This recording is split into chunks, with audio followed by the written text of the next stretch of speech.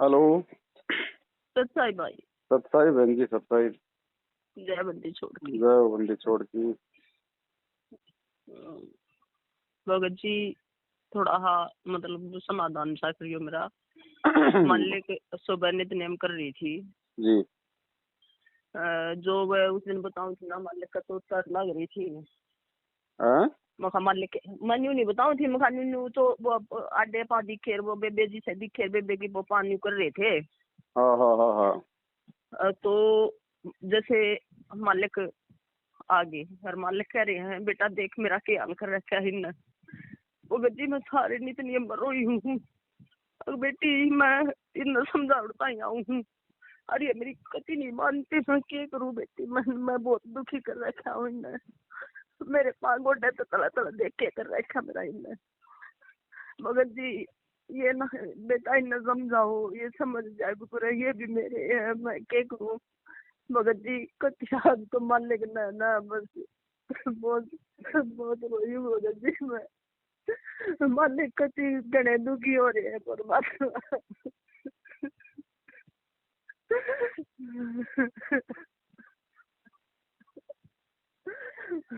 बेटा क्या करूँ मैं इन्हें छोड़ दूँ, जब मर गया ना छोड़ दूँ। आए बार में आए उसमें युग माऊँ और मेरी ये लाए गए आए बार ये कर रहे हैं।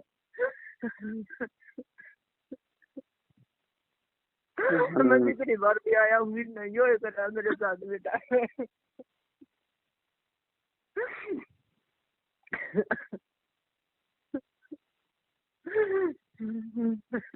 आप और हम भी बहन जी क्या कर सकते हैं, जितनी हमारी बस में था उतना तो देखो, रात दिन हम लोग दौड़ रहे हैं, भग रहे हैं, इनकी मार खा रहे हैं, इनकी गालियां खा रहे हैं, इनको समझा रहे हैं, फिर भी ये नहीं मान रहे, तो क्या करें। भगता के ना लगते ही मेरे लग गए सारे मालिक बोले हाजिर है। सही है तो बहन जी, भगत पीटता है तो भगवान ही पीटता है, चोट तो माँ बाप को ही लगती है ना। मालिक सारे मेरे लग गए बेटा।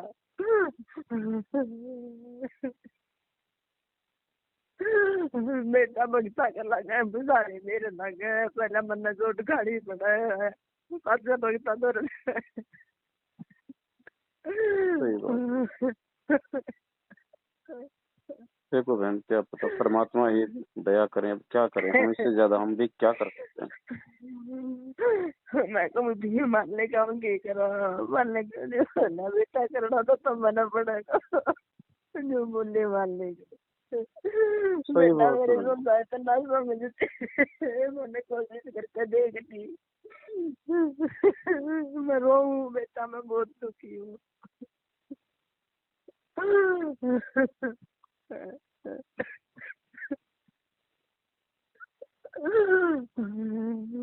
देखो बहन, आप और हमारी तो कोशिश है बहन जी, अपन तो लगे हुए हैं दिन रात समझाने में कि भाई तुम भी हमारे भाई हो, हम तुम्हारे कोई दुश्मन थोड़ी हैं, ना तुम हमारे दुश्मन हो। ये काल प्रेरणा है, थोड़ा सा मालिक से समय यातना करो, सद्बुद्धि मांगो, परमात्मा दया बख्शे। क्या कर सकते हैं, लेकिन ये अब माया का प्रभाव भी इतना जबरदस्त है ना बहन जी। मैंने दोस्तों ये माया तो चेक लेंगे, ये ना चेक के मैंने बताई चेक का माया दी, इन माया मांगी थी मैंने चेक का माया दी, ये ना चेक के। परमात्मा से तो जो जैसा मांगेगा वैसा देगा परमात्मा, तो धन मांगोगे धन देगा, भक्ति मांगोगे भक्ति देगा। अब हम सबसे ऊपर नहीं भाई।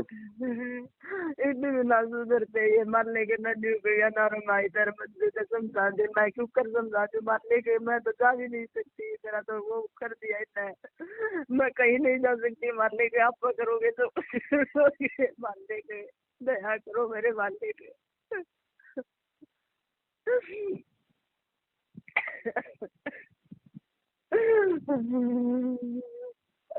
मैं मजबूरी में हो रही है, वह मजबूर है, कैटरिंग कर रही है मैं। तो बहन जी ये समझे ना समझे, अगर ये संगत भी समझ जाए, इनका साथ देना छोड़ दे, तो भी परमात्मा का बहुत सारा काम आसान हो जाएगा। मालिक का है भगत जी, कति बेटा मेरे सारे बालक दे कर गए, कति सारे मैं कर गए बेटा, मैं रोऊं, मैं काली हाथ क्यों कर जाऊँ, मालिक साफ साफ का है, मैं काली हाथ कैसे जाऊंगा।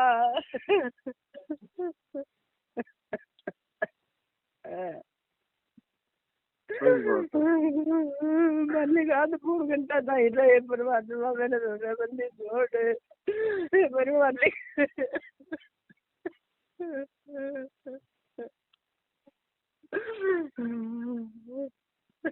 तो बहन जी हम भी मजबूर हैं, क्या कर सकते हैं बताओ। अभी अगर इनके सामने जाएं तो ये मारने को नहीं जा तैयार खड़े सकते, हैं। नहीं जा सकते हाँ, भगत जी। मालिक ने वो देखा दिया नहीं बोला बेटा कति मार देंगे, ये राक्षस स्वभाव के हो चुके हैं। वही तो बात है ना, पूरा पूरा राक्षस रूप धारण कर रखा है। अब हमारे पास तो केवल एक भाई एक ही तरीका है मालिक की दया से, भाई हम तो इनको वीडियो बना बना के भाई हम लोग संगत को समझा सकते हैं। संगत अगर इनका साथ देना थोड़ा कम करेगी तो ये भाई हो सकता है थोड़े इनके भी थोड़े कर्म बिगड़ने से बचे। वह मालिक ने कहा ये धूने बेच देंगे, जितना संगत जागेगी उतने धूना राक्षस रूप स्वभाव करेंगे। ये पता नहीं भगत जी मैं ये क्या तो करूँ। है ही भगत जी, मालिक ने मेरे को सब कुछ दिखा दिया, मालिक ने मैं क्या करूँ। जितना संगत जागेगी उतना ये तो राक्षस रूप धारण करेंगे। उतने ज्यादा हो गए मालिक ने कहा भगत जी मैं क्या करूँ। मैं क्या करूँ मालिक, मैं नहीं बोलती मालिक, मैं तो कुछ बुद्धि जी मैं कुछ नहीं कर सकती मालिक। मेरा तो आपके सिवाय कुछ भी सुना मालिक आगे बात। देखो फिर भी बहन जी अंत में परमात्मा ही दया बख्शेंगे, मालिक ही दयालु है। रास्ता तो मालिक ने निकालना है बहन जी, हम तो उनकी प्रेरणा से ही चल सकते हैं।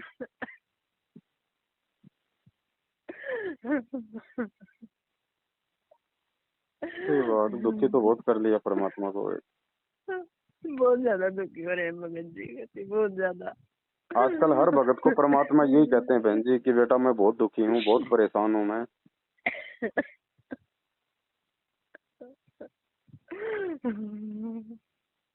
अब संगत है, संगत इतनी नादान हो चुकी है, अब क्या बताएं इनको, ये भी नहीं पता कि वो जेल है, वो कोई 5 स्टार होटल नहीं है, वहाँ पे कैदी समझ के काम लिया जाता है। भगवान नहीं समझा जा रहा वहाँ गुरु जी को। वहाँ नहीं मालिक, मालिक के साथ बहुत बुरा बर्ताव हो रहा है भगत जी। जेल है बहन जी। अब वो दीपू भगत जी ने बताया ना भाई, गुरु जी को गैंगस्टरों के साथ में रखा जाता है। बताओ छोटे मोटे जो अपराधी होते हैं वो भी थप्पड़ मार देते हैं गुरु जी को। अब यो भगवान है, बताओ यो किसकी तरफ उल्टा हाथ करे। वो गैंगस्टर भी उसी के नहीं कर बच्चे, सकते हम भी उसी के बच्चे, सब उसी के मालिक बच्चे। खुद का है इस बात नानू का, मेरे सारे बच्चे हैं, मैं किसका बुरा करूं, मैं किसी का नहीं कर सकता। हर बार मेरे साथ यही होता है, मैं जितनी बार भी आता हूँ हर बार मेरे साथ यही होता है। लेकिन बहन हम कोशिश करें, हम प्रयास करें, जिन जिन आत्माओं को समझ में आ गई वो तो कम से कम अपने गुरु भगवान को प्रसन्न करने का प्रयास करें। हम तो जिस राह पे चल रहे हैं भाई उसी राह पे हम चलेंगे, जैसे हमारे बाप ने बताया समझाया है। और कोशिश तो रहेगी भाई भाई बहनों को समझाने की, वही कर रहे हैं 7 साल से बहन जी, सब कुछ छोड़ छाड़ के। समझ जाएंगे तो इनका भला, और नहीं समझेंगे तो भाई के परमात्मा को जबरदस्ती तो कर नहीं सकता बहन जी। अब अभी तो समर्थ है, लेकिन काल के साथ एग्रीमेंट भी हो रखा है परमात्मा का, क्या करे बताओ। एग्रीमेंट मेरे भगत जी ने कहा मेरे सारे बच्चे हैं, मैं किसी ने दुखी करूँ, मेरे तो सारे के सारे मेरे हैं, मैं किसी ने दुखी करूँ, किसी ने क्या कहूँ मैं। बात तो सही है, लेकिन अब रोता तो परमात्मा इसलिए है ना कि भाई मेरे कि भाई जैसे ये कर्म कर रहे हैं इनके परिणाम ये खुद ही भोगेंगे ना आगे चल के। तो मालिक को तो वो परिणाम दिखाई दे रहा है उनका आंखों के सामने कि कल को इनके साथ में क्या बनेगी। मेरा ये नहीं वो होगा विनाश होगा जिस दिन मैं नहीं धोखा होगा, मालिक अरे ताई कहेंगे भगत जी इनका विनाश होगा जिस दिन मैं रहूंगा। सही बात है, माँ बाप भाई बेटा बेटे के सुख दुख में तो माँ बाप ही सुखी दुखी होते हैं। फिर तो ये मानते नहीं, फिर मैं रहूंगा, मालिक अरे ताई कहेंगे भगत जी। अभी आप और हमारे लिए भी एक संदेश दिया मालिक ने कि भाई बच्चों आगे बढ़ो, थोड़ा बढ़ चढ़ के थोड़ी मालिक की सेवा में लगो, भाई बहनों को समझाओ थोड़ा। अब ये है कि भाई हम थोड़ा दूसरा तरीका अपनाएंगे परमात्मा के दया से। भाई अब अपने अपने घर घर में मालिक को भोग लगाओ भाई, जैसे आप करते हो, 2-4 भाई बहन आस पास के आ जाए, क्योंकि हम मैसेज डालेंगे तो फिर ये भाई फिर वो करेंगे हाँ भगत जी, राक्षस रूप बहुत धारण ज्यादा करके आ मालिक ने जाएंगे। बता दिया साफ साफ, और ज्यादा करेंगे भगत जी, ये बहुत ज्यादा करेंगे। हाँ हाँ हाँ हाँ। और ज्यादा करेंगे मालिक, चलो मालिक ने बता दी भगत जी। गुरु जी से सद्बुद्धि मांगेंगे, परमात्मा हमें आगे बढ़ने की कोई सद्बुद्धि दो, कोई प्रेरणा दो मालिक, ताकि आपका काम थोड़ा और आसान हो। परमात्मा दया करेंगे बहन जी। अब विनाश तो बहन जी आंखों के सामने दिखाई दे रहा है ना परमात्मा को कि भाई कल को क्या होगा। और समय ज्यादा बच नहीं रहा बहन जी, ये 2-2.5 साल का समय है। इस 2-2.5 साल में वो घोर 2-2.5 साल भी नहीं है भगत जी, मालिक हाँ ने 2-2.5 साल बहुत में जल्दी उड़ाना है, बहुत सही जल्दी बात। उड़ाना। फिर ये चिल्लाएंगे ऊपर हाथ खड़े करके, तब ये क्या करेगा बताओ। जब आज वो अपने बच्चों को सामने खड़ा करके संदेश दे रहा है, समझा रहा है, फिर लोग नहीं मान रहे, कल को फिर ये रोएंगे, ये चिल्लाएंगे, फिर ये कुछ नहीं करेगा। रोना तो उसका आज भी है, रोना उसका कल भी है बहन जी।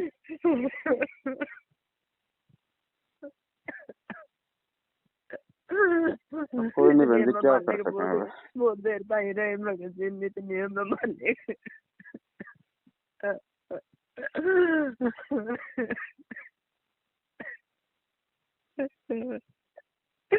हम के करा भगत जी, मैंने मालिक तक गई, मालिक हम के कर सका, आप बिना हम कुछ भी नहीं कर सकते। ना ना बहन जी, कुछ नहीं कर सकते। हम गुरु जी से प्रार्थना करेंगे सारे भाई बहन की, परमात्मा वो भी आपके बालक के मालिक दो थोड़ी सद्बुद्धि उनको। मालिक ने दिक्कत ना मानना बेटा राक्षस स्वभाव धारण कर चुकी है। माने तो कहाँ बहन जी, 22 साल परमात्मा आश्रम में रह के समझा गया, जब नहीं मानी तो आज क्या मानेंगे वो।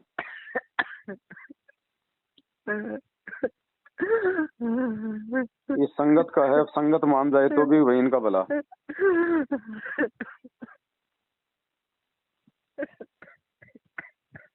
कोई बात नहीं बहन जी, अब क्या कर सकते हैं, हम सब परमात्मा ही करेंगे करने को तो। बाकी हम तो करना तो नहीं ना भगत जी, चलो हम सोच समझ के चल रहे हैं, वो भी एक बहुत बड़ी मेहरबानी उस परमात्मा की। कम से कम परमात्मा भाई जो सही राह पे चल रहे हैं उनको देख के परमात्मा खुश हो लेंगे। मालिक ने अपने पास दिखा कर मेरी बेटी के पास दिखाई तो मिला, देख बेटा मेरे भी से कर रखे है, मैं क्या करूं, देख बेटा मेरे भी से कर रखे है, मैं क्या करूं। सही बात है। नहीं शारीरिक रूप से दुर्बल तो बहुत हो गए परमात्मा। मैं भी चालन जो गाना जोड़ रहा क्या बेटा। सही कह रहे हो आप। एक बरवाड़े का भगत था, उसको भी परमात्मा ने ऐसे दर्श दिखाया था। उसने परमात्मा को बांस भर के चारपाई पे बैठाया, बोले बेटा, बोले मैं कमजोर हो गया हूँ, बोले देख मेरे से नहीं उठा जा रहा। उसने परमात्मा को गोद में लेके मालिक ने दिखा दिया, देख बेटा मेरे पैर कैसे हो रहे हैं, देखो मेरे पैर कैसे हो रहे हैं बेटा, तेरी बेटी जैसे हो रहे हैं, मैं भी चालन का नाना लेकिन बोलने भगत जी। मैं भी न चालन दूंगा ना सुन रहा क्या बेटा।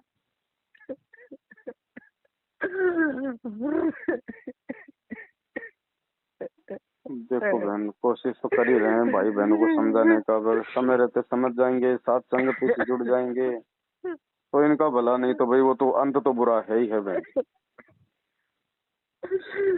अब आज लोगों को मजाक लग रहा है हमारी बातें, हमारे संदेश, ये साथ संगतियां, कल को फिर समय नहीं रहेगा इनके पास फिर।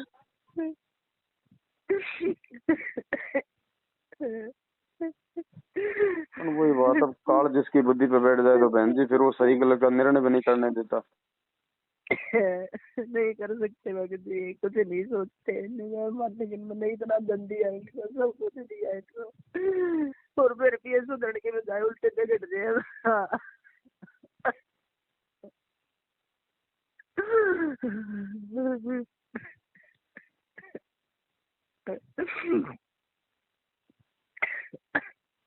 चलो बहन, करो मालिक से प्रार्थना करो कि परमात्मा आप ही रास्ता निकालोगे मालिक, आप ही सद्बुद्धि दोगे। और जीव कितना प्रयास कर सकता है बहन जी, हमारी भी एक औकात है, एक लिमिट है। करना धरना तो परमात्मा नहीं, करना तो मालिक नहीं है। बाकी वही है कि भाई हम परमात्मा का वचन नहीं तोड़ेंगे हर स्थिति में, चाहिए हमारे को लठ मारो, चाहे गाड़ी निकालो, चाहिए पुलिस प्रशासन का सहारा लो, चाहिए किसी का सहारा लो, हमने परमात्मा का वचन नहीं तोड़ना, हमने इनको उल्टा जवाब नहीं देना बिल्कुल भी।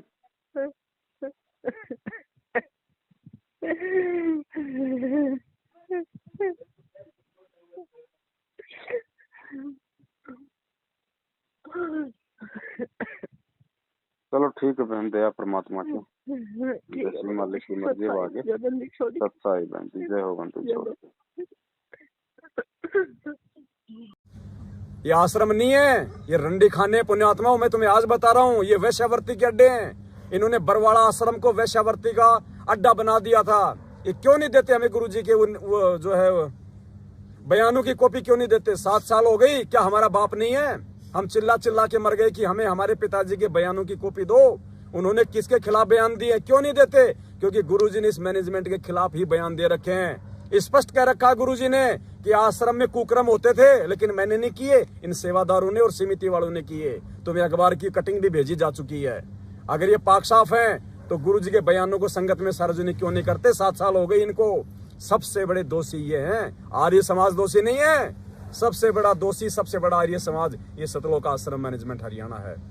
उसका कुछ अंश मात्र आज ये भाई आपको बताएगा। पुण्यात्माओं, समय रहते आंख खोल लेना, वरना दुर्गति तुम्हारी भी तैयार है। परमात्मा यही देख रहा है कि क्या कर रहे हैं। इतना ज्ञान लेने के बाद में डर, भय, चापलूसी में जी रहे हैं, या मेरे सत्सेवक बच्चों के साथ मिलकर सच्चाई का प्रचार कर रहे हैं। आगे आपको भगत जी बताएंगे, ध्यान से सुनना। सत साहेब बंदी छोड़ सतगुरुदेव रामपाल जी भगवान की जय हो। भक्तों, रिकॉर्ड हो जाएगी क्या? थोड़ा मालिक दया करे। रिकॉर्ड हो जाएगी, रिकॉर्ड हो जाएगी। धीरे बोल रहे हैं। हाँ, रिकॉर्ड तो हो जाएगी। बाकी थोड़ा भगत जी अगर प्रयास करें ऊंचा बोलने का, तो थोड़ा आप भी आ जाओ ना, आप भी आ जाओ थोड़ा नजदीक। ले लो चेयर, ले लो जरा। मैं नीचे बैठ जाता। हाँ हाँ हाँ, आराम से। हाँ बिल्कुल सही। थोड़ा बोलो। हाँ, तुमको भी सुनाई देगा थोड़ा तो। भक्तों, मैं आपका भगत भाई दीपक उर्फ दीपू, गांव 7 रोड, जो 2015 में गुरुजियों ने जेल से ही शरण में लिया था, और संगत में आते ही जेलर शमशेर सिंह दहिया के खिलाफ गुरुजियों की सेवा बताकर एक इंटरव्यू जो जेलर के खिलाफ दिया था, मैं वही आपका भाई दीपू हूँ। भक्तों, मैं अभी बरवाला आश्रम से प्रेजेंट सेवादार था, इसमें भिवानी आश्रम में प्रेजेंट सेवादार था। और भक्तों, अभी मेरी 5 या 6 महीने से 9 एंट्री और कुछ ठग्गा बग्गी के इन्होंने पीले पेज निकाले हैं, जो सरासर गलत हैं। मैंने कभी भी किसी भगत भाई से या किसी जगत वाले से 10 रुपये भी झूठ बोल के अगर लिए हैं तो मैं उस बात का गुनहगार हूँ। और भक्तों, परमात्मा भी कहते हैं मदद तो जगत वालों की भी की जाती है, लेकिन मदद करना क्या कोई ठग्गा बग्गी में आता है?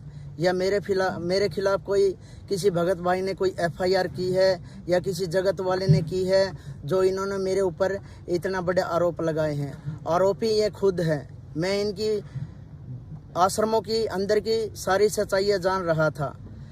कुछ भक्तों ने मेरे को बताया था, दीपू ऐसे ऐसे आश्रम के अंदर होता है। इनका जेल में भी मैंने व्यवहार देखा था। आश्रमों के अंदर मैंने देखा एक से बढ़कर एक झूठे अंदर है। बड़े से बड़े जो जिम्मेवार भगत हैं वो नाम नंबर 1 तो धर्मपाल, जो महेंद्र भगोड़ेकर चौधरी है, जो समधी है, वो 1 नंबर का घटिया और झूठा व्यक्ति है, जो अपनी जाति और पद का जो भक्तों के ऊपर दबाव बनाता है और गाली गलौज करता है। और उसके साथ वाले भगत जो भक्तों को परेशान करते हैं, गरीब तबके के भक्तों को परेशान किया जाता है। पैसे वाले वहाँ ठीक ठाक रह जाते हैं, अच्छी जगह बैठाते हैं। वहाँ भी भेदभाव मिला है। जैसे डेरा सच्चा सौदा में भेदभाव किया जाता है, वैसे ही भिवानी आश्रम में ये सतलोक आश्रम मैनेजमेंट ये भी करती है। भक्तों, जागो और सच्चाई से जुड़ो। परमात्मा की दया से मेरे ऊपर भी दया की है गुरुजियों ने। और भक्तों, इन्होंने जो बलवान मास्टर जी है, बालक गांव से है भगत, उन्होंने मेरे को बोला, दीपू आश्रम के अंदर चौधरी मत बन। दीपू, तेरे अभी पिंडिया पर लठ भी नहीं लागे हैं, तेरा लठ भी लागे जाएंगे। तू भगत भी कच्चा है और तू जेल वाला दीपू है, ये भी अपनी मैं करना छोड़ दे। क्या भक्तों, एक भगत भाई किसी भगत को कच्चा या पक्का बता सकता है? ये तो भगवान ही बता सकता है। लेकिन इन लोगों ने भक्तों मेरे साथ बहुत ज़्यादा जाति और अन्याय की है। मेरी भगतमती भी वहाँ भिवानी आश्रम में आई थी। उसके साथ भी इन्होंने गलत तरीके से बोलचाल करनी शुरू कर दी थी, जिसका मैंने विरोध किया था। माँ भगत जी, मैं दूध का जला हुआ हूँ और लस्सी को भी फूंक फूंक के पीता हूँ, आप मेरे बच्चों से दूर रहना। मैंने इनको बहुत कहा भगत जी, लेकिन भक्तों मैं इनकी ये सच्चाइयाँ जानता था, बहुत सारी सच्चाइयाँ जानता था, लेकिन मैंने यही सोचा कि मैं अब ये बताऊँ तो बताऊँ किसको। जब गुरुजियों का एक पीला पर्चा आया था, अब मंजू मेरी शरीर की बेटी है और मंजू मेरी वकील भी है, अगर किसी भगत को कोई शंका है या कुछ बात करनी है तो आप मंजू से कर सकते हैं। मैंने मेरी बहन मंजू से कुछ फ़ोन पे बातें की है, जिसकी मेरे पास ऑडियो भी है, लेकिन मेरी बहन मंजू ने पहले मेरे को आश्वासन दिया झूठा। वो बोल रही थी कि भाई दीपू, जो भी बात है वो मेरे को सच सच बता, मैं आपकी प्रार्थना गुरुदेव के पास भेजूंगी। उसने मेरे को कहा था मैं आपके साथ गर्दन उतरवाने के लिए तैयार हूँ, बीच मैदान में आऊँगी, मेरे भाई तू है, जो भी सच्ची बात मेरे को बता। मैंने जो भी सच्ची बात थी मैंने मेरी मंजू दीदी को बताई, लेकिन मंजू दीदी मेरे को इन मैनेजमेंट वालों के, इन सांपों के बीच में अकेला छोड़कर और मेरा फ़ोन भी उठाना उसने बंद कर दिया, जिससे ये लोग चिढ़ गए हैं। चिढ़ने के बाद में इन लोगों ने मेरी मर्डर की प्लानिंग भी बना दी है। और भक्तों, हर प्रकार से भिवानी आश्रम के अंदर भक्तों को बिगाड़ा जाता है। जैसे परमात्मा ने मेरे को जेल से बढ़िया भगत, मैंने ज्ञान आधार पर भक्ति स्वीकार की थी और गुरुजियों ने बढ़िया ज्ञान देकर मेरे को भगत बनाया था, लेकिन बाहर आते ही संगत में इन मैनेजमेंट वालों ने मेरा कितना मिसयूज किया।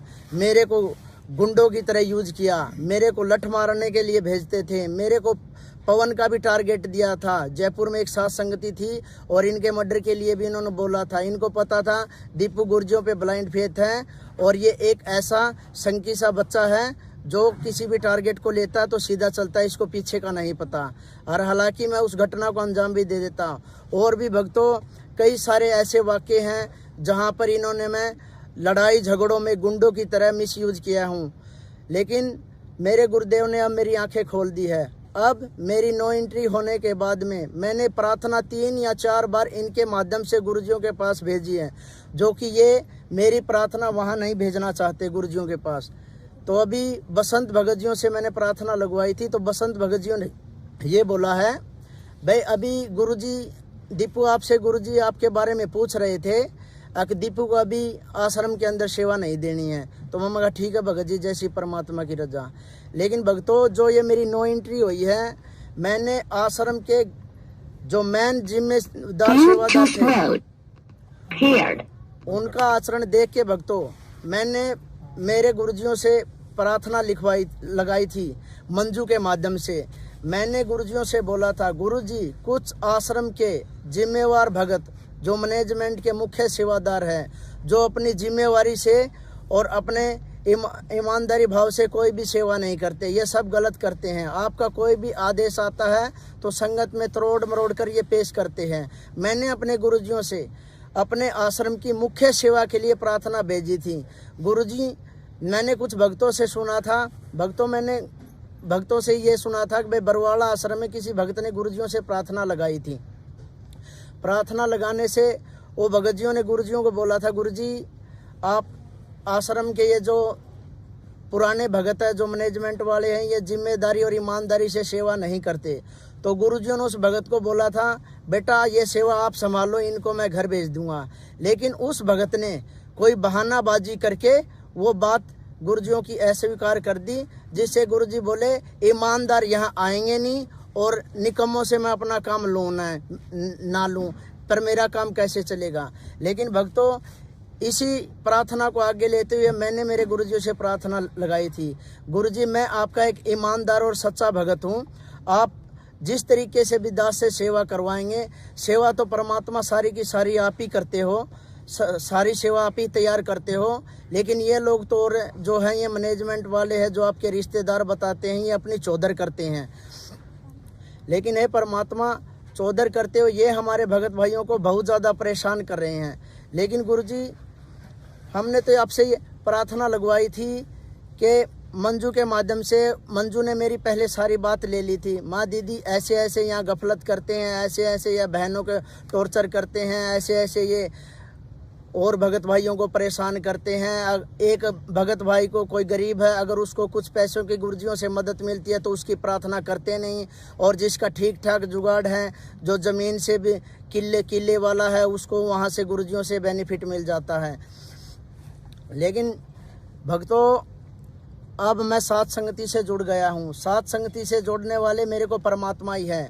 मैं बड़ा विचलित था। मैंने गुरुजियों से प्रार्थना करी थी, गुरुजी मैं दो मोड़ों पे आके खड़ा हो गया हूँ। एक तरफ तो बरवाड़ा आश्रम, ये सतलोक आश्रम की जो मैनेजमेंट की टीम है, एक तो ये है जो छक्कर भक्तों को दुखी करती है, जिनमें से इनका शिकार मैं भी हुआ हूँ। और दूसरी तरफ ये पवन भगत जी है, जो गुरुजियों की ऑडियो से तो ये गुरुद्रोही डिक्लेयर है, लेकिन परमात्मा ये कभी भी आपने सत्संग में बताया है भाई गुरुद्रोही की क्या पहचान होती है। गुरुद्रोही गुरुजियों की छिक्के, निंदा, चुगली, तरह तरह के आरोप लगाता है।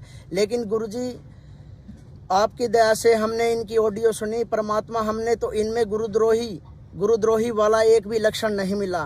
हे परमात्मा, हमने जब आपका ज्ञान सुना था, गुरुजियों का ज्ञान सुना था, तब और जो जगत वाले लोग थे, जब गुरुजियों को वो देशद्रोही कह रहे थे, जब हमने देशद्रोही के सत्संग सुने तो वो देशद्रोही भगवान निकला। अब हमने गुरुद्रोही की ऑडियो सुनी तो गुरुद्रोही एक भगत निकला। वो बिल्कुल सच्चा है, साफ है, पाक है, कोई दिक्कत वाली बात नहीं है। भक्तों, मैनेजमेंट वाले जबरदस्ती इनके पीछे पड़े हैं, ऐसी कोई बात नहीं है पवन भगत में। और पवन भगत ने तो उनकी ऑडियो निकाल रखी है, मैनेजमेंट वाले तो मेरे भी पीछे पड़े हैं भाई इनका मर्डर करवा दें, हैं, क्योंकि मैं इनकी सच्चाई जानता हूँ। आज तक जिन भी भक्तों ने इनकी सच्चाई जानी है, उन्हीं भक्तों के इन्होंने पीले पर्चे निकाले हैं और लठ भी मार देते हैं, ये पीछे पड़ लेते हैं, उसका हर तरह से जीना हराम कर देते हैं। भक्तों, अब भी मालिक की दया से संभल जाओ, ज्ञान को आधार बनाओ। पवन भगत जी जो कह रहे हैं वो सब ठीक कह रहे हैं। भक्तों, गुरुजियों के साथ में ऐसे ऐसे वाक़े हुए हैं, जो बरवाला कांड के बाद, जो बरवाला थाने में मेरे सतकबीर गैरेज के ऊपर एक प्रिंसिपल गाड़ी की सर्विस करवाने आया था, तो वो भगत जगत था, वो बता रहा था भाई गैरेज के अंदर मैंने गुरुजियों के चित्र लगा रखे थे। वो चित्रों को देख के ये बोला, भले अरे मूर्खो, अब भी तुम इसको मानते हो? मैं कहा मानते नहीं है जी, ये हमारा भगवान है। तो बोला भगवान है? भले तुम कम पढ़े लिखे हो, अभी तुम्हारी बुद्धि है ना, विचार नहीं कर पाती, ये क्या है? भले इस भले इसको भगवान को मैं भी चेक करने के लिए गया था उसमें बरवाड़ा थाना में। भले हमारा दोस्त था एक प्रदीप जमोड़ी, गैंगस्टर है जो सुना है, उसका बाप है ओम प्रकाश। भले वो मेरा अच्छा मित्र है, और उसका मित्र एक डीएसपी था जो शेखपुरे का, वो जो डीएसपी था जिसने सुसाइड कर ली, वो उसका मित्र था भगवान दास। तो उसने उनको बताया भाई वो मेरे को बता रहे थे कि भाई अगर आपके गुरुजी अगर भगवान होते, कोई चमत्कार दिखाते, तो मैं उनकी परीक्षा लेके मैं उनका शिष्य बनने गया था। तो वो बोले ओम प्रकाश मेरे दोस्त ने मेरे को बुलाया, बोले आजा, जो वो रामपाल अपने आप को भगवान कहता था, वो अपने दोस्त की कस्टडी में है और फिलहाल बरवाड़ा थाना में है, आज उससे चल के बात करते हैं, आज भगवान से तेरे को मिलाते हैं। तो वो प्रिंसिपल बताया था, मैं गया था गुरुजियों को चेक करने, भाई तेरे को भगवान हो गए तो मैं वहाँ नाम दीक्षा ले लूँगा। तो बोले हम दोनों वहाँ अपने मित्र के पास पहुँचे, भगवान दास डीएसपी के पास। डीएसपी भगवान दास के पास जाते ही उन्होंने बोला भाई मिलवा उस रामपाल भगवान से। तो डीएसपी भगवान दास उनको वहाँ लोकत में ले गए गुरुजियों के पास में, और जाकर गुरुजी से बोले भाई ये रामपाल पूछ लो भगवान है कि नहीं है। तो उस भगवान दास डीएसपी ने ऐसे डंडा लेके और गुरुजियों की ऐसी ठोडी के नीचे मार रहा था, ऐसे खच के, बोले बता भगवान है। लेकिन गुरुजी ने इतने हाथ जोड़ के ऐसे नहीं बोले, नहीं मैं कुछ नहीं हूँ। ऐसे अत्याचार हुए। फिर मेरे को भी थोड़ी सी चिड़सी हुई भाई, मेरे गुरुजियों के साथ में इनने अत्याचार ऐसे किए भाई, ऐसे गुरुजियों को मारा। तो फिर मैंने उस प्रिंसिपल को बोला, माँ प्रिंसिपल जी अब ये बताओ, चलो हमारे गुरुजियों के साथ में तो आपने भगवान दास डीएसपी ने, आपके दोस्त ने ऐसे उसको लाठियाँ मार दी गुरुजियों के ठोडी के नीचे, लेकिन अब ये बताओ उन दोनों को क्या परिणाम भुगतने हुए? बोले परिणाम क्या भुगतने? मैं ये बताओ पहला भगवान दास डीएसपी कहाँ गया? तो वो प्रिंसिपल बोला उसने उसकी डेथ होगी। मैं ये बता डेथ कैसे हुई है? वो बोले डेथ तो उन्होंने अपनी सुसाइड कर ली भाई, गोली मार ली थी। कोई फाग वाला दिन गांव में कांड हो गया था और जिस तरह उन्होंने 1-2 मर्डर और कर दिए थे गांव में। उसके बाद में वो हड़बड़ाया गया था, उसने अपने आप का रिवॉल्वर से गोली मार ली, सुसाइड कर ली। मगर अब दूसरे नंबर पे ओम प्रकाश का बता क्या असर हुआ। भले ओम प्रकाश तो जीवित है, मैं कहा जीवित नहीं, उसका फैमिली में क्या हुआ। भले ओम प्रकाश का जो लड़का प्रदीप जमौड़ी गैंगस्टर था, भले उसका एक प्रदीप काला ही गैंग का ही बंदा था, उसने उस प्रदीप जमावड़ी को, उसके लड़के को भी मार दिया और साथ में ही उसकी माँ को मार दिया। मगर देखो उसका भी घर उजड़ गया। मगर प्रिंसिपल जी अब नंबर आपका है भाई, आप भी गुरुजी परीक्षा लेने गए थे, दोनों को तो ये सबक मिल गया है। अगर आप अच्छी चाहते हो तो ज्ञान आधार पे गुरुजियों से समय याचना कर लो। अब तीसरा नंबर आप कहा, आपके साथ देखो अब क्या बनेगी। तो भक्तों और भी बहुत सारे ऐसे वाक्य हैं। एक गैंगस्टर है रोहतक का राजेश सरकारी। जब मैंने गुरुजियों से नाम दीक्षा ली तो उस गैंगस्टर ने मेरे ही 10,000 रुपये की मदद की थी, जो मैं जेल से बाहर आया था छुट्टी भरवा के।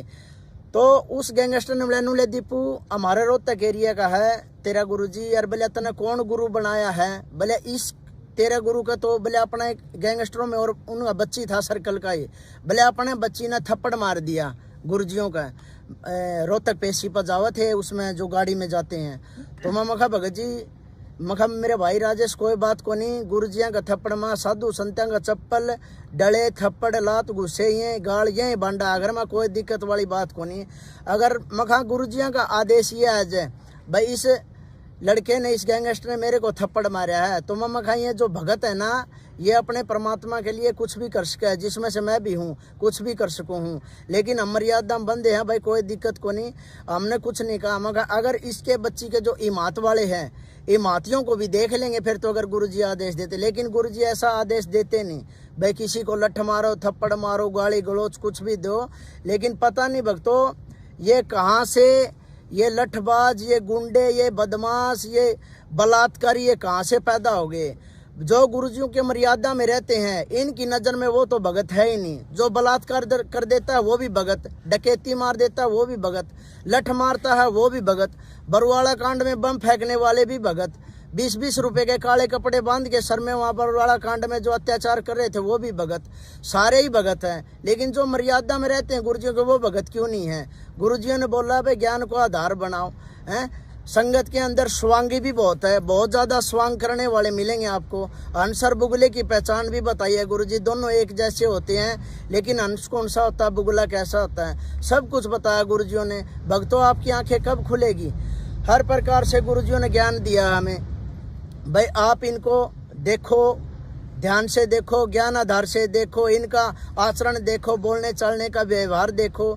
अभी देखो भक्तों संगत में कितने मैटर जो उजागर हो रहे हैं, चोरी के हो रहे हैं, जारी के हो रहे हैं, बलात्कारी के हो रहे हैं, हर तरह के मैटर हो रहे हैं। कभी ये पीले पर्चे निकाल रहे हैं, ये सभी के सभी फर्जी निकल रहे हैं। किसी का पर्चा किसी तरह से निकाल देते हैं, किसी का किसी तरह से निकाल देते हैं, अपनी मनमानी चलाते हैं। और ये मंजू बहन से मैंने पूछा था, मगर बहन ये जो आश्रम के सेवादारों से अपने घर पे ले जाके काम करवाते हैं इनका क्या होना चाहिए। बोले भाई घर पे ये काम करवा हुआ है, ये बात तो गुरुजियों के आदेश को नहीं। बोले गुरुजियों के आदेश है, जो वांटेड भगत हैं, वांटेड भगत अपने घर के काम के लिए आश्रम के सेवादारों को ले जा सकते हैं। फिर मगर बहन जी मन ये बताओ, ना तो धर्मपाल वांटेड और ना वो वकील भगत जी वांटेड, ना ये वो कौन है वजीर और वांटेड, ये जो वांटेड नहीं है ये हमें अपने घर पे काम करवाने के लिए जाते हैं, ये क्या मैटर है। तो वो बोली ये बात तो गलत है भाई, मर्यादा तबार। मैं कहा ये मर्यादा तबार चले दीदी, इनके खिलाफ कोई एक्शन करो। लेकिन एक्शन कोई कुछ नहीं लेता, सभी एक ही थाली के चट्टे बट्टे हैं, क्योंकि सभी वहाँ पर आश्रम में इन्होंने अपने अपने आश्रम बांट रखे हैं, अपने अपने आश्रम बांट के, और ये जो भी दान धर्म का पैसा आता है ये अपने हिसाब से डिवाइड करते हैं, अपने गुंडे बदमाशों को पालते हैं। अपने भक्तों जो इनके चमचे होते हैं, जो भक्तों के भगत होते हैं, उन्हीं की देख रेख ये करते हैं उन पैसों से। और हर तरह से ये मान ले जो भगत मर्यादा में रहता है उसको बिल्कुल टॉर्चर करते हैं। जेल सेवादार जो भगत बोले जाते हैं, कुछ भगत भाई वहीं आश्रम में हैं जिन्होंने मेरे को भी बताया था दीपू आश्रम में ऐसे ऐसे अत्याचार हो रहे हैं। उन्होंने भी मेरे को अपनी सारी की सारी जो कमज़ोर बातें थी आश्रम के अंदर की, क्या क्या घटियापन करते थे, क्या क्या नहीं करते थे, उन्होंने सारी बताई। तो उन्होंने मेरे को बोला फिर मैं स्टैंड लूँगा तो क्या होगा। उन्होंने बताया था अगर आप स्टैंड लोगे तो आपके पीछे कोई नहीं खड़ा होगा, सिर्फ गुरुजी आपके साथ होंगे, क्योंकि ये डंडे भी मारेंगे, नो एंट्री भी करेंगे, आपको गुरुद्रोही भी बनाएंगे, आपको हर तरह से परेशान करेंगे। मामा कोई नहीं, अगर मेरे भगत भाइयों को फ़ायदा होता है तो मैं ये कुर्बानी देने के लिए तैयार हूँ। तो फिर मैंने जो प्रार्थना लगाई थी उसका परिणाम यह निकला था। प्रार्थना पहले तो मेरी ये थी, मैंने अपने गुरुजी देव से अपने मिशन की सबसे मुख्य सेवा मांगी थी, जो वो महेंद्र भगोड़े के पास जो सेवा है वो सेवा दास ने गुरुजियों से मांगी थी, जो प्रार्थना में लिखी थी। भाई मेरे को आश्रम की मुख्य सेवा चाहिए, यहाँ के मुख्य सेवादार जिम्मेदार ईमानदारी से सेवा नहीं करते और ये बहुत ज़्यादा गफलत करते हैं। तो इसी के दौरान महेंद्र भगोड़े ने मेरे साथ चालबाजी और ये षड्यंत्र किया। प्रार्थना गुरुजियों के पास गई नहीं, उससे पहले बसंत भगत जियों का फ़ोन आया राजेश भंडारी के पास। राजेश भंडारी ने मेरे से बात करवाई, दीपू फ़ोन आया हिसार से किसी भगत का बात कर ले। मैंने बात की तो वो बसंत बोल रहा था। बसंत बोला दीपू तूने गुरुजियों से क्या प्रार्थना लगाई है, आपको एक बार बताऊं। मगर प्रार्थना का लेखक ही मैं हूं, तो आप क्या बताओगे, आप मेरी प्रार्थना गुरुजियों के पास भेजोगे या नहीं भेजोगे। तो उसने कहा प्रार्थना तो आपकी भेज देंगे, लेकिन मैं आपको दीपू पहले ही सूचित कर रहा हूँ, जो सेवा आपको आश्रम में मिली है ना, आप उस सेवा से भी चले जाओगे।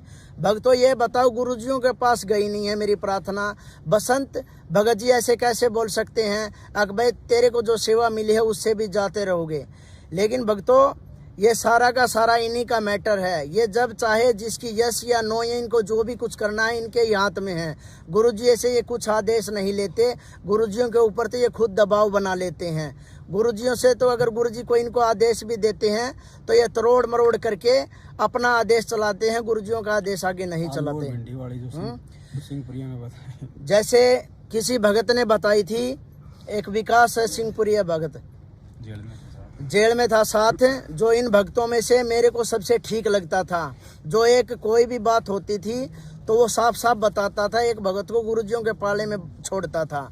तो वो कहते थे बोले दीपू जैसे ये संगत में तरोड़ मरोड़ के जो गुरुजियों का आदेश पेश करते हैं, तो वो भगत बता रहा था अगर गुरुजियों ने किसी भगत को आदेश दिया है अक बेटा आलू खा लो, तो भगत का कर्तव्य क्या बनता है, भगत की हिम्मत होनी चाहिए, गुरुजियों का आदेश है आलू कच्चा ही खा जाएं। लेकिन ये क्या करते हैं, गुरुजी आलू से बाई होती है, क्या हम भिंडी खा सकते हैं, तो गुरुजियों को मजबूरन कहना पड़ता है खा लो भाई अपनी चला लो हैं। तो ये ऐसे ही करते हैं, गुरुजियों का कोई भी आदेश आता है तो ये सिचुएशन के नाम पे उस आदेश को तरोड़ मरोड़ के पेश करते हैं संगत में, जिससे संगत भ्रम में फैल जाती है। संगत में मेरे को इन्होंने जेल के अंदर बताया था, बरवाड़ा आश्रम के अंदर ये मर्यादाएं थी, गुरुजियों का ऐसा आदेश था, ऐसे आदेश थे, वहाँ कोई माता या जैसे बहनें या भाइयों के साथ में 5 मिनट से ज़्यादा नहीं बात कर सकती, और कुछ देर तक ही मान ले 5-10 मिनट के आसपास ही मान ले नज़दीक खड़े रहते हैं। लेकिन भिवानी आश्रम में मैंने सब उल्टा देखा, वहाँ 2-2 घंटे तक भगत और या उनकी भगतमती या कोई अन्य बहनें 2-2 घंटे के इर्द गिर्द वहाँ इकट्ठे बैठे रहते थे। मैं देखता था मम्मा का वो जो ये बता रहे थे बरवाड़ा आश्रम में जो नियम है वो तो यहाँ नहीं है। हर प्रकार से वहाँ नियमों की तार-तारी धज्जियाँ उड़ा रखी है। चाय ये पहले बताते थे पहले ऐसे चाय बनती है, एक में फीकी डलती है एक में मीठी डलती है। वहाँ भिवानी आश्रम में क्या था भक्तों, सारे के सारे अपना अपना ऑर्डर चलाते थे, जिसमें से मैं भी अपना ऑर्डर चलाता था। भाई 4 मीठी बना दे, फीकी बना दे, अदरक तेज की बना दे, सौंफ सोडा डाल दे, सब के अलग अलग वो थे। लेकिन उनको कोई ऐसे कहने वाला नहीं था भाई ये ऑर्डर क्यों मार रहे हैं, भला चलने दो जैसे चल रहा है। वहाँ हर प्रकार से भक्तों की मर्यादाओं को खंडित करवाया जाता है। कोई भी भगत भाई हो, बाहर का कोई भी मैटर हो जाता है, युवा भक्तों को एसी एक्ट वालों को ये यूज करते हैं, भला जाओ तुम झगड़ा करो। झगड़ा होते हैं तो ये मैन भगत आगे नहीं जाते, हम गरीब तबकों के भक्तों को आगे कर देते हैं। केस बनते हैं, लाठी डंडे मारने हैं या खाने हैं, वो सिर्फ हमारा मैटर रह जाता है। फिर मेरे को तो किसी मेरे भगत भाई ने बताया था, मेरे कुछ भगत भाई जो गुड़गांव से थे वो जेल के आगे गुरुजियों की एक वाणी के हिसाब से मान ले वो वहाँ अटके थे। एक पुस्तक आई थी गुरुजियों की, उसमें एक वाणी लिखी थी, एक हेडिंग थी, गुरुजियों ने उसमें लिख रखा था, क्या इस जेल रूपी तसले के ऊपर आप अपना माथा भी नहीं टेकना चाहोगे। वो जो हेडिंग थी उन भक्तों को चुभ गई थी, जिसकी वजह से वो गुड़गांव से अपना घर छोड़कर गुरुजियों के यहाँ जेल के सामने 10-15 दिन तक लगातार बैठते थे। तो मैनेजमेंट वालों ने क्या किया, भाई ऐसे तो ये खेल खराब हो जाएगा, ये इतने भगत यहाँ पर आके बैठते हैं। तो इन्होंने भक्तों को हमारे को बोला लठ मारने के लिए, लेकिन मैंने मेरे एक भगत भाई को बोला, मैंने उससे पूछा, मैं भगत जी फला फला भगत है, उनके लठ मारने के लिए बोल रहे हैं, भाई उनको उठाओ। तो वो भगत जी मेरे को बोले दीपू तू ये बता, तू कोई भाड़े का गुंडा है क्या, या कोई टपोरी है तू परमात्मा का भगत है। अगर वो गुरुजियों के लिए वहाँ जेल के आगे बैठे हैं तो इसमें तेरा क्या जाता है। वो पाप और पुण्य उनका है, जो बनेगी उनके साथ बनेगी, गुरुजी उनको बेनिफिट दे या कुछ उनसे नाराज हो वो तो उनका मैटर है, लेकिन तुम्हें डंडे मारने का आदेश किसी ने दिया। मैं गुरुजियों का आदेश बता रहे हैं। उस भगत ने बताया, गुरुजियों ने अगर किसी को डंडे मरवाने हैं क्या तो तुम्हारी जरूरत पड़ेगी क्या गुरुजियों को। मैं कहा ये बात भी ठीक है, भले अपनी आरामदारी थे गुंडिया की फीस तो हटा ले और गुरुजियों की आरामदारी था तू अपना भक्ति कर ले। भले अगर तेरा नाम खंड हो गया तो उस भगत पर नू पूछ ले जो आदेश दे, क्या तू मेरा नाम जोड़ देगा। उसी दिन से मैंने तो कान पकड़ लिए थे, मैं इनके इशारे पे कोई भी गुंडागर्दी नहीं करूंगा। उसके बाद में इनको ये पता लग गया भाई इसको सच्चाई का पता लगने वाला है, तो इन्होंने मेरे को हर बात पे मजबूर किया है। हर भक्तों ने मान ले, किसी ने मेरी उंगली भी उसी ने काटी है और मेरी मदद भी उसी ने की है। हर प्रकार से इन्होंने मेरे साथ टॉर्चर किए हैं। ऐसा कोई टॉर्चर नहीं है जो मेरे साथ नहीं हुआ है, लेकिन मैं भी परमात्मा का ज्ञान आधार से जुड़ा था। मैं भी यही सोचता था, माँ गुरुजी बताते हैं जो होता है अच्छे के लिए होता है, मैं कहा होने दो जो होता है।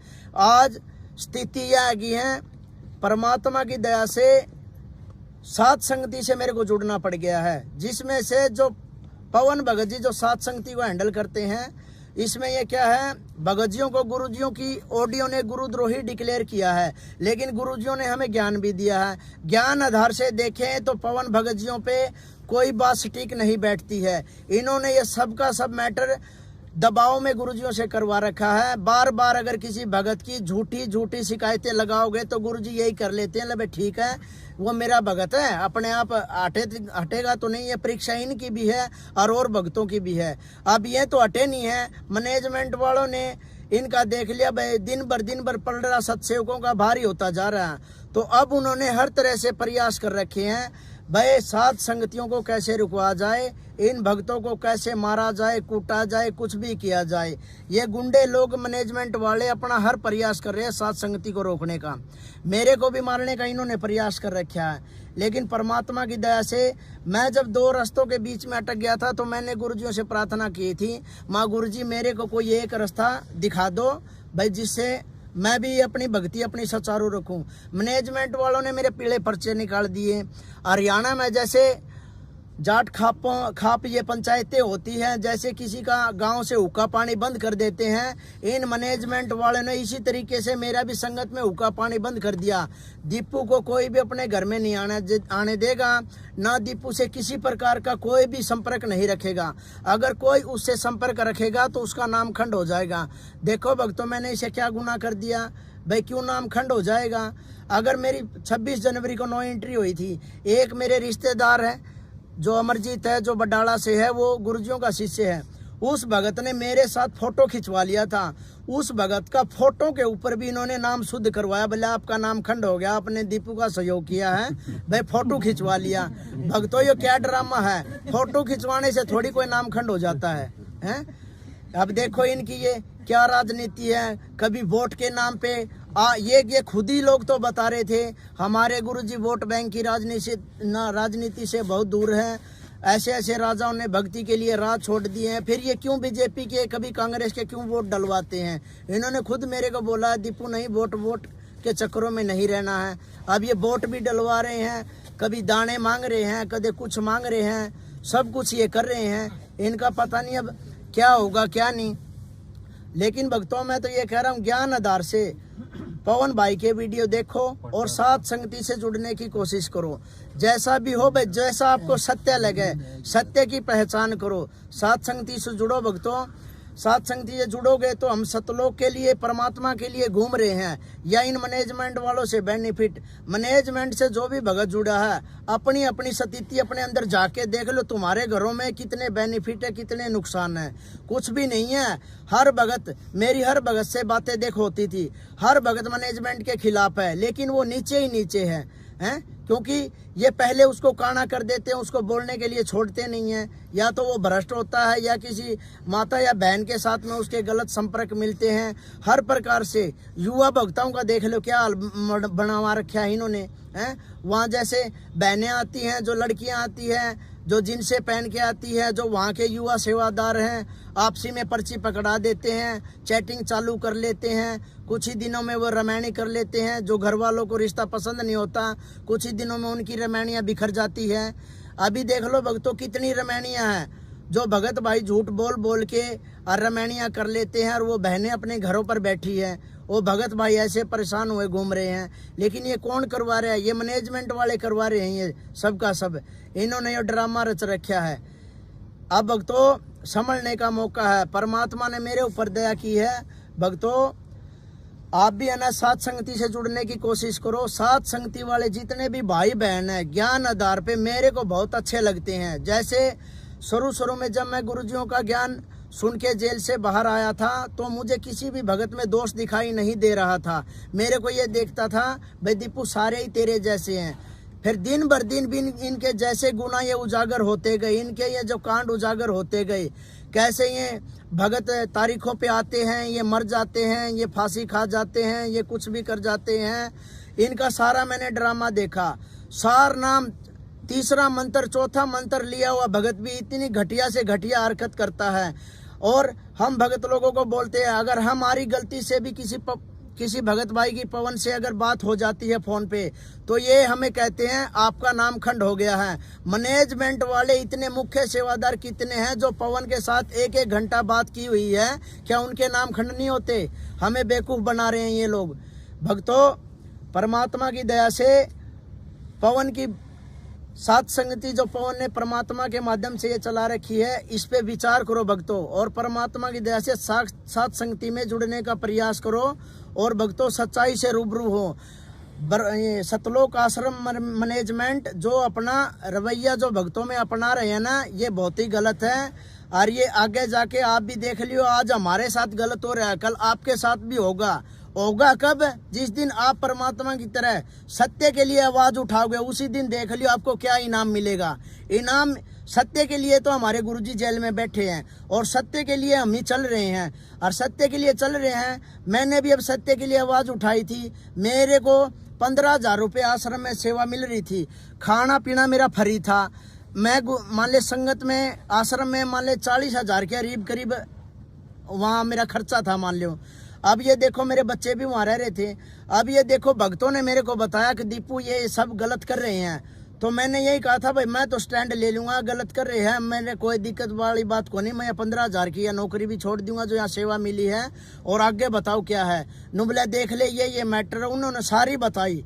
हर भगत ने अपनी अपनी कहानी बताई। एक वहाँ कल्लू भगत था, ममंगा भगत जी आपका ये पैर में क्या लगी? भले मैं मुंड का आश्रम में था, कोई देशराज भगत था, उसने रिवॉल्वर से मेरे पैर पर गोली मार दी। मगर भगत ने गोली मार दी। नुबला भगत का हूँ, 1 नंबर का गुंडा है वो, मैनेजमेंट के वर्ल्ड कोऑर्डिनेटर है वो, और कोई महेंद्र में है, हाँ, जो दिल्ली की साथ संगति रुकवाने आया। जो महेंद्र भगोड़े का कोई रिलेटिव पड़ता वो रिश्तेदार है, बुआ का लड़का है। ये सारे रिश्तेदार मिलके गुंडागर्दी करते हैं। फिर मैं कहा भगत जी आपको गोली मारी तो आपने मुकदमा करना चाहिए था। नुबले भगत जी क्या मुकदमा करते, परमात्मा की दया से आश्रम में परमानेंट सेवादार हैं। ये लोग बोले भला गुरुजियों की बेइज्जती हो जाएगी। अरे मैं कहा गुरुजियों की बेइज्जती के, तन दारू थोड़ी बेचनी थी, तेरा गोली मार रखी है पैर में, केस कर तू, भगत गोली थोड़ी मारेगा आश्रम में। नुबले मेरे तो या मार दी। नुबले भगत जी बस घर से परमानेंट चल के आ रहे हैं, परमात्मा की सेवा में आ रहे हैं। अगर बोले ये हॉस्पिटल में ले गए थे, हॉस्पिटल में ले जाने के बाद में पुलिस, वो हॉस्पिटल वाले बोले ये पुलिस केस है, तो फिर इन्होंने हॉस्पिटल से मेरे को एडमिट नहीं करवाया, इनने जो भी फिर कोई ट्रीटमेंट मेरे को दिलाया वो मेरा आश्रम में किया। फिर मैं समझ गया हमारे भक्तों को भी गोली मार देते हैं, भले भक्तों को तो पता नहीं क्या क्या कर देते हैं। इतनी माता बहनें हैं जिनके साथ बलात्कार हुआ, भगत भाइयों को गोली मार दी। लठ वाले तो उदाहरण बहुत हैं, लठ तो मन ने भी कई भक्ता का जगत वाले का मार रखे हैं, भक्ता का भी मार दिए है। इनका कहना पे हर तरह की इनने बुराई करवा रखी है। तो भक्तों जागने का मौका है। एक भगत ने और बताया था, भले दीपू मन ने भी परमात्मा से है ना बरवाड़ा आश्रम में सेवा मांगी थी। गुरु जी मैं आपके नज़दीक रहना चाहूँ, परमात्मा दया करो मेरे को गनमैन की सेवा दे दो। तो गुरुजियों ने यही बताया था कि बेटा अगर आपको भगत बनना है तो जाके नाली साफ कर ले, और जोन से ये गनमैन की सेवा ले रहे हैं ना, ये तो मेरा चीचड़ लग रहे हैं, भला मेरा सारा खून पी गए। उस भगत ने कान पकड़ लिए थे, भला गुरुजी मैं तो नाली साफ कर लूँगा, और अपना फिर वो भगत आ गया सत्साहिब करके। तो भगतों देख लो, जो ये गुरुजियों के बाहर को ये गनमैन जो हमें दिख रहे हैं सिक्योरिटी गार्ड है, इन्होंने तो ये देख लो गुरुजियों का अपहरण कर रखा है हैं। और इनसे ये बचना हमें ये लग रहा है हमारे भगत भाई है, क्यों किसी गरीब भगत की प्रार्थना नहीं पहुंचती गुरुजियों के पास में, बीच में ही रह जाती है, महीनों चक्कर कटवाते हैं। अभी मेरे को गुरुजियों से प्रार्थना लगाई थी, 60,000 रुपए की मेरे को जरूरत थी, मैंने प्रार्थना लगवा दी।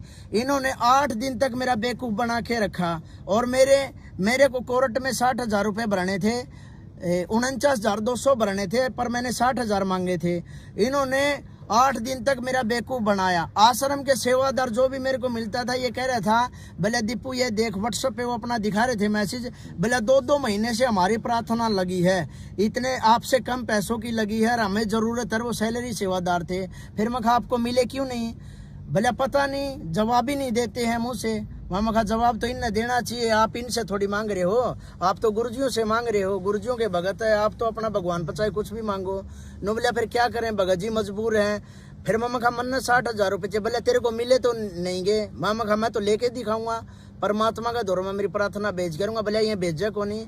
तो मन ने कहा मैंने जेल काट रखी है, पहला एप्लीकेशन CGM का लागेगी, फिर सेशन का लागेगी, हाई कोर्ट का भी लगेगी, सुप्रीम कोर्ट लगेगी, और राष्ट्रपति के पास में या प्रार्थना पहुंच के रहोगी, चमन कुकरे पुचाने पड़ो। तो फिर 8 दिन तक धर्मपाल ने मेरा बेवकूफ बनाया।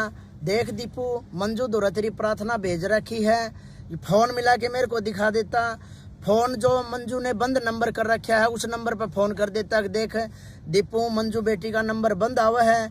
मैं कहा मंजू बेटी का जो आपकी बेटी है मैं उसका नंबर बंद कैसे आऊगा, अंतर्राष्ट्रीय सेवा की वह जिम्मेवार सेवादार है, हर एक जिम्मेवार सेवादार ये जिम्मेदार सेवादार यो आश्रम का यो मैन नंबर बंद को नहीं कर सका, क्योंकि इस पर प्रार्थना ज्यादा हुआ है। भले देख बंद है, फिर भले हम अगर मंजू जवाब दे तो बेबी का दौरा भेज दें, भले किसी तरीका तो भेजा। मैं कहा कोई बात नहीं भगत जी मैं बात करता हूँ। थोड़ी ही देर 8 दिन बाद की बात है, फिर मैंने भगत से एक से बाहर से फोन लिया, मंजू का नंबर लिया। मैं कहा मंजू दीदी का नंबर दे दो, मैंने उससे बात करनी है। फिर मैंने मंजू दीदी से बात की, मंजू दीदी से बात करते मंजू दीदी के पास मैंने प्रार्थना की, पूछी माँ दीदी ऐसे ऐसे आश्रम के जिम्मेवार सेवादारों के मैंने गुरुजियों के पास 60,000 रुपये की प्रार्थना भेजी थी, बहन उसका क्या रहा। भले दीपू क्या प्रार्थना थी। माँ दीदी आपके पास जी प्रार्थना आ रही है तो पूछो क्यों हो, क्या प्रार्थना थी, मैंने लिख के दे रखी है। तो वनोली भाई चल तू दोबारा लिख के बता दे। तो मैं समझ गया इसका तीन प्रार्थना भेज नहीं रखी, तो मैंने दोबारा फिर भिजवाई लिखवा दी उसका तीन प्रार्थना मंजू के पास में। फिर मंजू बोली पहले ये प्रार्थना आपको किसके माध्यम से भेजी थी। मैं कहा धर्मपाल भगजिया को दी थी मैंने। तो भले अच्छा चलो भले ठीक है दीपू मैं करूँ तेरी प्रार्थना। फिर मंजू ने जो प्रार्थना करी, जो इनका सिस्टम है उसके हिसाब से देखा भैया रुकने वाला तो है नहीं, तो मंजू ने 4 घंटे में यस का मैसेज दे दिया प्रार्थना का कि दीपू की प्रार्थना मंजूर हो गई है, 60,000 रुपये वो लेस का है। तो देखो भक्तों 8 दिन तक मेरा धर्मपाल और ने बेवकूफ बनाई रखा, और फिर मंजू के पास फोन करते 4 घंटे में मेरी प्रार्थना हो गई है। ये देखो इनका ये कैसे जाल है। जितने भी वहाँ सैलरी सेवादार है, अगर उनकी प्रार्थना गुरुजियों से कुछ पैसे या लेने की है या उनका कुछ दिक्कत हो जाती है, उस प्रार्थना के लिए 2-2 महीने के लिए चक्कर मरवा देते हैं। लेकिन एक भगत छोटी मोटी बात पर अगर अपनी भगतमती को थप्पड़ मार देता है ना, तो उसकी 5 मिनट के अंदर गुरुजियों से प्रार्थना लग जाती है और उसका जोड़ा जिंट्री तेरी नो एंट्री होगी तने भगतमती का मारे उनकी नो एंट्री कर देते हैं।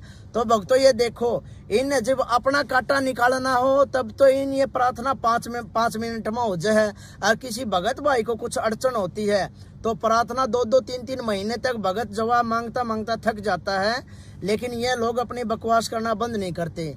तो भक्तों अभी आपसे मान ले फिर हाथ जोड़ के प्रार्थना है, जितना भी हो सके सत्सेवकों का वीडियो देखा करो, सत्संगति में भाई बहनों के जो वीडियो आते हैं, मैसेज आते हैं, ज़्यादा से ज़्यादा देखा करो। आपको हर बात का पता है भाई, मैनेजमेंट से मेरे को पता है आप लोग कितने दुखी है। हरियाणा से कितने भक्तों के मेरे पास फोन आते हैं, दीपू ये बन रही है। और मैंने उनको यही कहा है भाई, अगर सत्य का मार्ग से जुड़े हो तो परमात्मा की दया से सत्य भी तो बोलना सीखो। ना तो तुम्हें सत्य का पता और ना तुम्हें साहिब का पता नहीं इस भक्ति मार्ग में तुम आ क्यों गए हैं। अगर आप सतलोक भी जाओगे शरीर तो छोड़ना पड़ेगा, तो इनसे डरना कैसे है। इन लोगों ने क्या है आगे अड़ा के मेरे को भी मिसयूज कर दिया, ये मेरे को आगे कर दिया। चलो ठीक है, परमात्मा ने मेरे को तो अपने पाले में ले लिया भाई, मैं सत्सेवकों से जुड़ गया हूँ।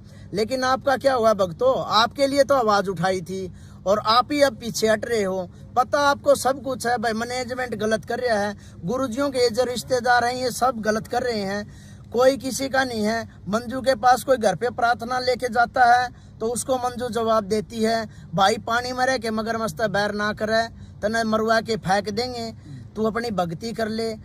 तो फिर भगत जावा कि न प्रार्थना लेके, जेल के अंदर किसी माध्यम से प्रार्थना भेज नहीं देते। जेल प्रशासन भी इन्हें खरीद रखा है, चारों तरफ से इन्हीं के हवलदार खड़े हैं, गुरुजियों के पास प्रार्थना नहीं जाती।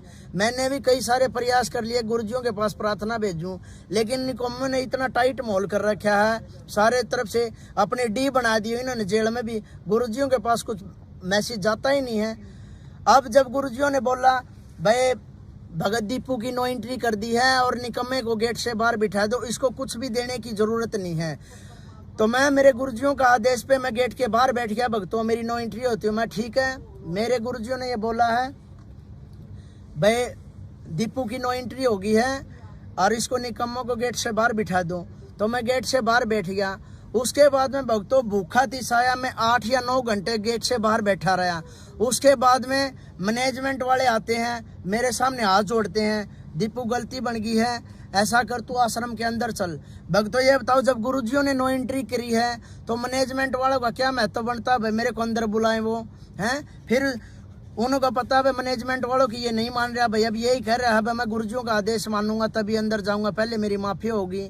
फिर मेरी एक 7 रोड की लीलम बहन है, मैनेजमेंट वालों ने उसका फ़ोन करवाया, जिससे 3-4 महीने से मेरी बातें बंद हो रही थी। मैनेजमेंट वालों ने फ़ोन करवा के लीलम बहन ने, जो मैं जिसको अपनी माँ से भी बढ़ के मानता हूँ, उस लीलम बहन ने मेरे ऊपर दबाव दिया, भाई तू गेट के आगे से उठ ले। मैं कहा बहन गुरुजियों ने एंट्री करी है और गुरुजियों ने वाणी भी बोल रखी है भाई, जो गुरु वचन पर डट गए फंद 84 के। और फिर गुरुजी ने कहा द्वार धनी के पड़ा रहा धक्के धनी के खा, 100 काल जग जोड़ी पर द्वार छोड़ के ना जा। मैं कहा जब मेरे गुरुजी ने गेट तक बाहर बैठने की कहा है, मेरे घर जाने की तो कहा मैं तो यहाँ जब बैठा हूँ। फिर बोले यहाँ गुरुजियों की बेइज्जती हो तू गेट आगे बैठा। मैं कहा मेरी के को पहली बार थोड़ी यह और भक्ता की भी नो एंट्री हुई है। मैं कहा मेरी कोई बेइज्जती को नहीं होती, ना गुरुजिया की होती। गुरुजिया ने सत्संग में बताया है संत और भगत की इज्जत बेइज्जती होती है को नहीं। फिर मैं कहा बहन आज वो भाई और बहन वाला कोई मैटर नहीं है, आज मैं ऐसा शिकंजा में फंस के खड़े हो गया हूँ, षड्यंत्र का शिकार हो रहा हूँ, एक भगत और भगवान का मैटर चल रहा है यो। और मैं कहा बहन इसमें मैं तेरी कोई भी बात को नहीं मान सकता, आज तक ऐसा कोई मान ले कहना नहीं था जो मैंने मेरी दीदी का कभी मोड़ा हो, मैंने कभी तेरा कोई कहना मोड़ा नहीं। लेकिन आज बहन और भाई वाला मैटर ही नहीं है, भगत और भगवान का मैं तेरी बात नहीं मान सकता। फिर कुछ देर बाद गुरुजियों के बड़े लड़के का फोन आता है, जो वीरेंद्र है या पता नहीं नरेंद्र, क्या नाम है उनका, वीरेंद्र का फोन आता है। वो कहता है मैनेजमेंट वाले आते हैं मेरे से बात करवाते हैं, भाई वीरेंद्र का फोन है। हाँ वीरेंद्र भगत जी सत्साई वीरेंद्र से करी। वीरेंद्र बोला दीपू अच्छा ज्ञान समझ में आ गया था, भक्ति तक तू जुड़ गया था, ये भी उतना के करके खड़ा हो गया, लफड़ा के है। माँ कुछ नहीं भगत जी, मंजू दीदी तो प्रार्थना लगवाई थी, उसने करवा दिया ये सारा सिस्टम, भला उसको भी समझाया है फिर मम्मा का समझाया तो ये मेरी नो एंट्री हो रही है, मेरे गुरुजी मना माफ करेंगे जी, मैं अंदर चला जाऊंगा। नु बोला कोई बात को नहीं गुरुजी, तना माफ भी कर देंगे, लेकिन अब तेरे को मैं बोल रहा हूँ तू आश्रम के अंदर चला जा। भाई मैं कह रहा हूँ कोई मैनेजमेंट वाला तेरे को कुछ नहीं बोलेगा। मैं मगा भगत जी आप मेरे गुरु थोड़ी हो, आप तो मेरे नॉर्मल से भगत भाई हो, मैं आपका आदेश कुकर मानूं, मानना आदेश गुरु जी का चाहिए। अरे बोले मैं भी तो कुछ होगा, मगर मेरी नजर में तो कुछ भी को नहीं। हाँ मनने तो मेरे गुरु जी आदेश चाहिए। और पूरी क्या कह रहा था, बोले मरवा के छोड़ दिया। हाँ जेल में एक भगत था, वो जगत था बलवान जुलेड़े का, वह पूछा थोड़ा चकिया मारा, बोले यो के करवा दिया, बोले कि मैं नहीं बुढ़ा दिमाग खराब हो रहा, हम और फंसवा के घेर दिया। कौन बोला? हाँ, ये जो गुरुजियों का बड़ा लड़का है। अब ये जो जितनी भी बात वहाँ बोलते थे वो जगत वाले, हम कह दी भाई बात तो करते ही थे, जब तक तो मैं शरण में ही नहीं आया था गुरुजियों का। हैं इसी घटिया घटिया सतर की ये बातें करते थे।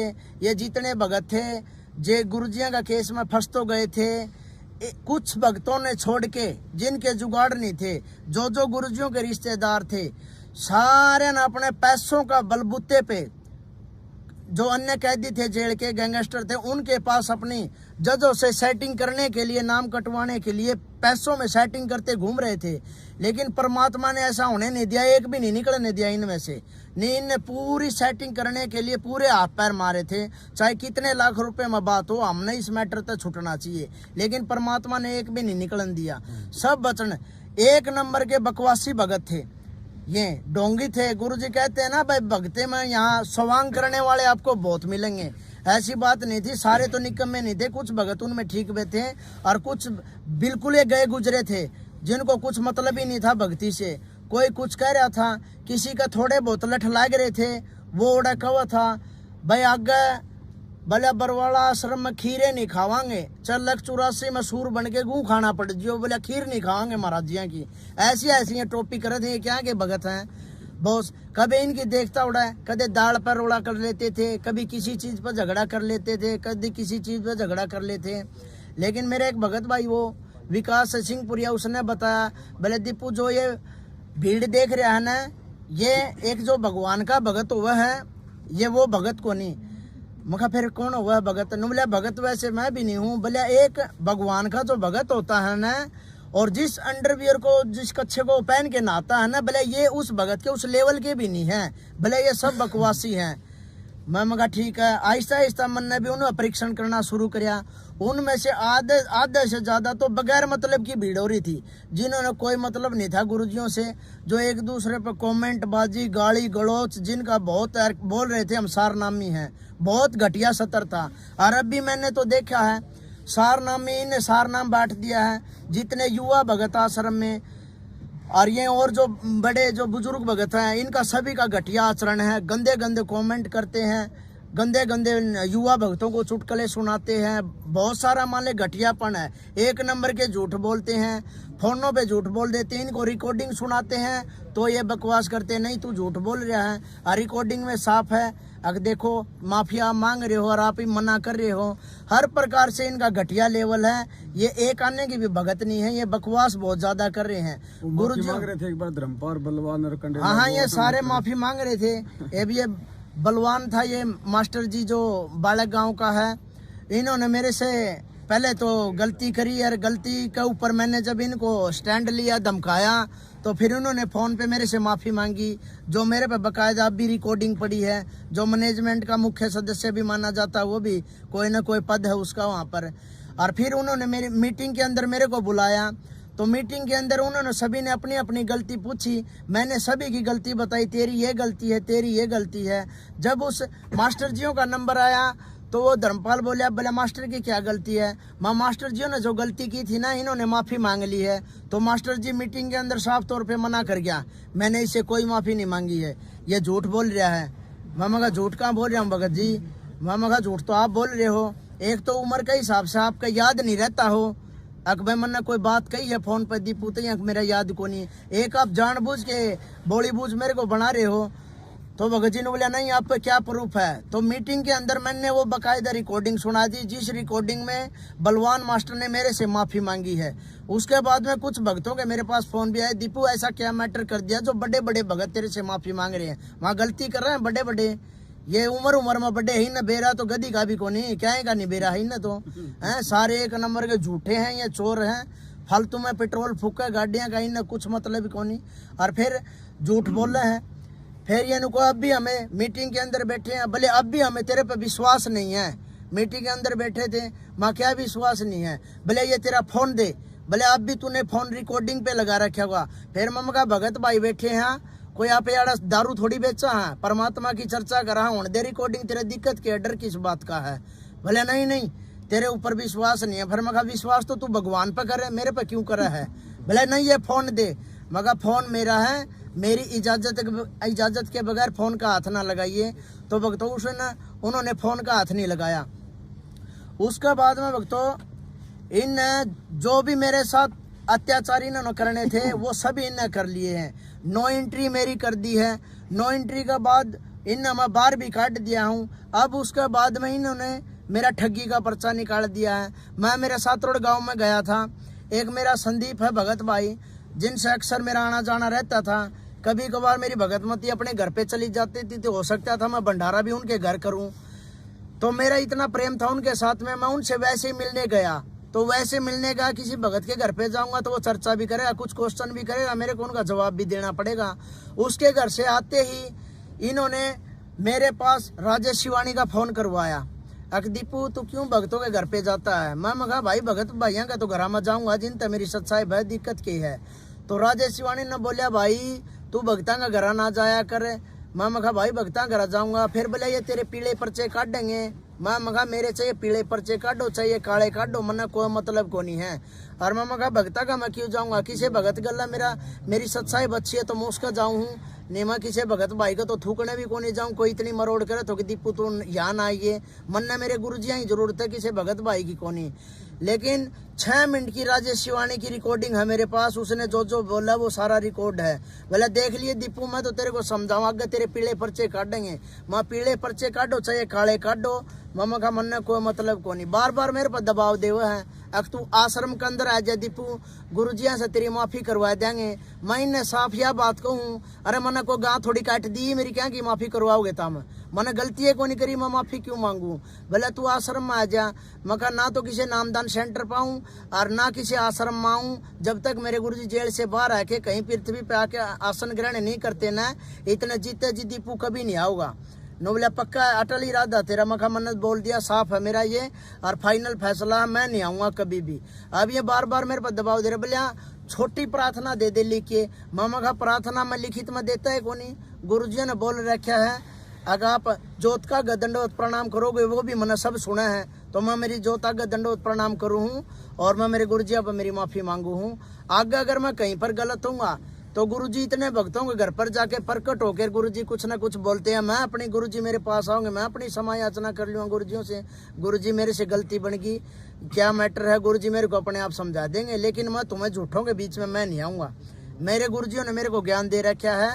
मैं तो मेरे घर पे मेरे पाछू यज्ञ करूंगा मेरे गुरुजियों को भोग लगाऊंगा मेरे घर को ही मिनी सतलोक बनाने की पूरी कोशिश करूंगा गुरुजियों की मर्यादा में रहते हुए।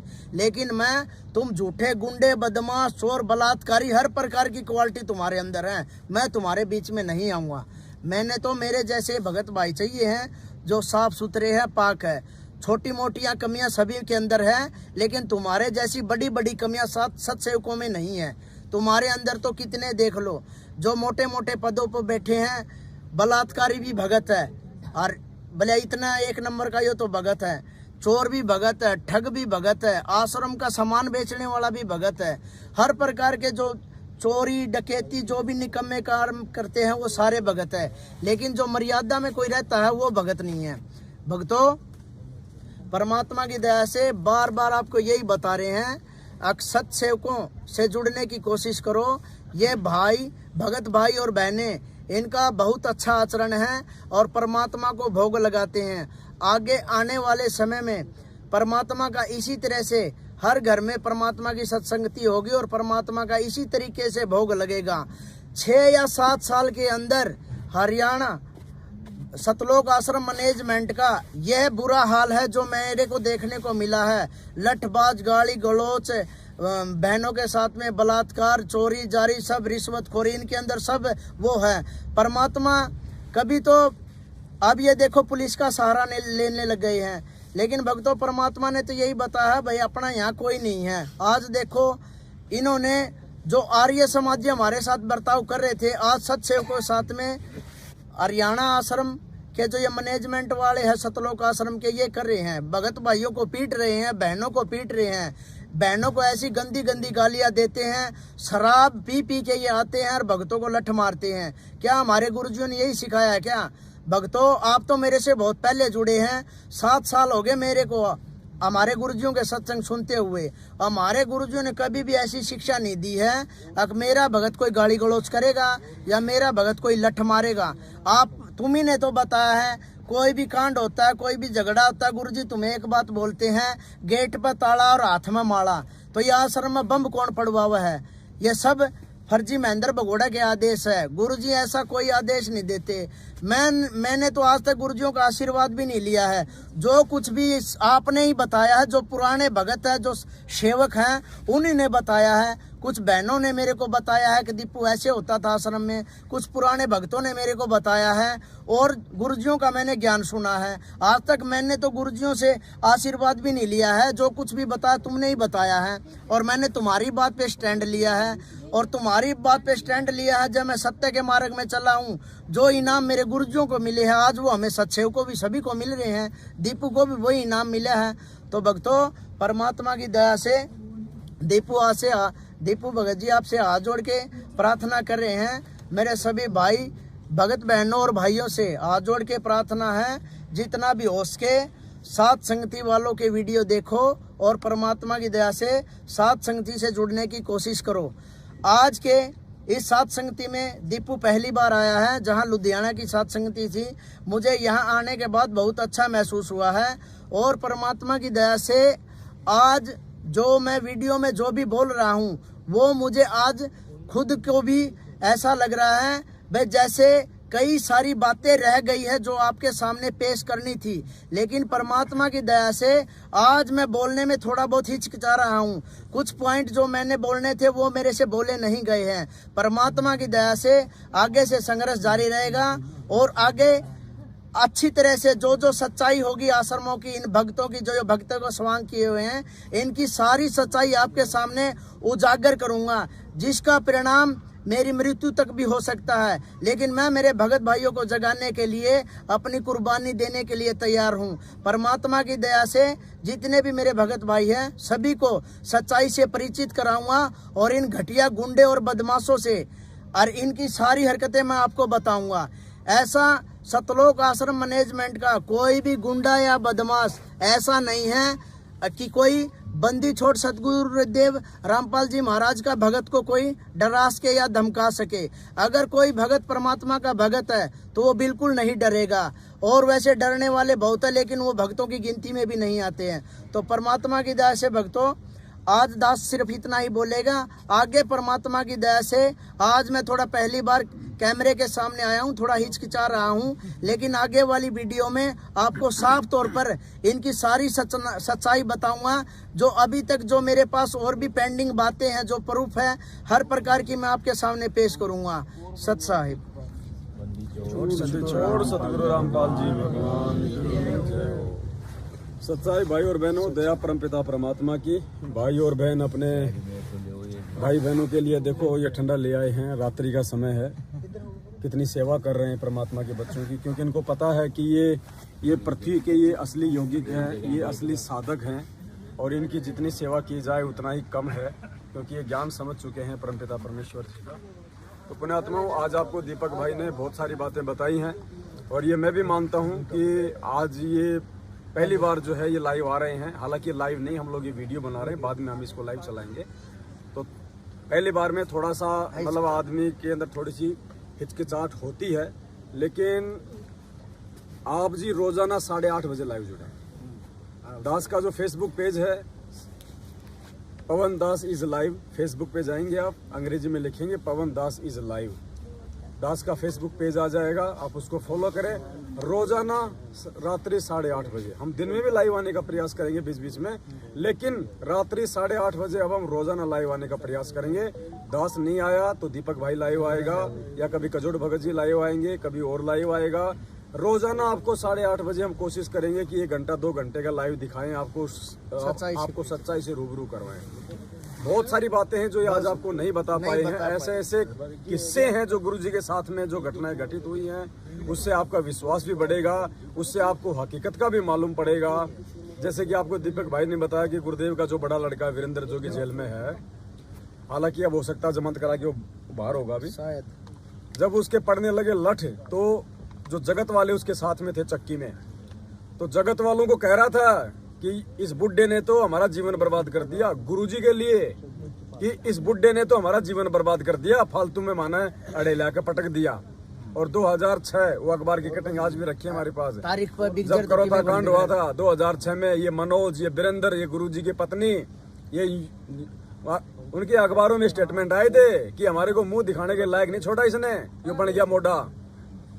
आज ये तुम्हारे लिए ब्रह्मा विष्णु महेश बन रहे हैं, सिर्फ तुम्हारी अज्ञानता के चलते, तुम्हारी नालायकी के चलते। तुम लाल और लालड़ी की पहचान नहीं कर पा रहे, और ये लाल और लालड़ी की पहचान करवाने के लिए परमात्मा ने ज्ञान दिया है, 7 संगतियां दी हैं। इस भक्ति मार्ग में गुरु जी का सबसे बड़ा कोई दुश्मन है, सबसे बड़ा कोई रोड़ा है तो उनका परिवार है। ये बेटा बेटी, भाई बंधु, रिश्तेदार, जमाई और इनके चमचे, ये स्टेट कोऑर्डिनेटर, ये नामदान संचालक, सबसे बड़े बाधक, सबसे बड़े दुश्मन है ये परमात्मा के। और जो जो व्यक्ति इनकी संगति करेगा, इनका साथ देगा, वो भी परमात्मा को उतना ही बड़ा जो वो शत्रु की जो है वो गिनती में आएगा। तो आज ये 7 संगति लुधियाना की जो परमपिता परमेश्वर जी ने सफल करवाई है, और दिल्ली में आज क्या हो आप सभी भाई बहनों को अच्छे से पता है। इन गुंडों ने वहाँ की अपनी जो गुंडई हरकतें की हैं, देखना पुण्यात्माओं आने वाले समय में क्या होगा। जिन आत्माओं को आज ये जो रुला रहे हैं ना, ये पृथ्वी पे वो यौगिक हैं, वो असली साधक हैं, जो परमात्मा ने आज से पहले जिन जिन आत्माओं को अपनी शरण में लिया, मीरा, धन्ना, पता नहीं कौन कौन सी आत्माएं, ये सब 7 संगतियों से जुड़े हुए हैं। इन आत्माओं को यदि कोई रुलाएगा, पुण्यात्माओं क्या हसर होगा उसके साथ में, हम उसका मतलब वर्णन नहीं कर सकते।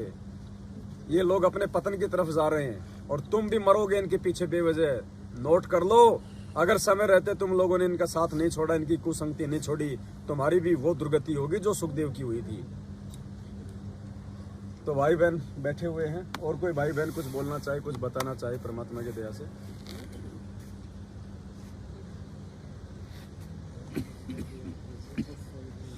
बहन कहाँ है? गोल्डी बहन कौन है? सतसाई बाबू जी। सतसाई बाबू। गोल्डी बहन कौन है? कहाँ है? सो गई क्या? चलो कोई बात नहीं। चलो ठीक है पुण्यात्मा, आज का ये वीडियो हम यहीं पे समाप्त करते हैं। परमात्मा दया करेंगे, आगे फिर आपसे मिलेंगे, और वीडियो को ज़्यादा से ज़्यादा शेयर करें, भाई बहनों को अवेयर करें। सत साहिब बंदी छोड़ सतगुरु रामपाल जी भगवान की जय हो।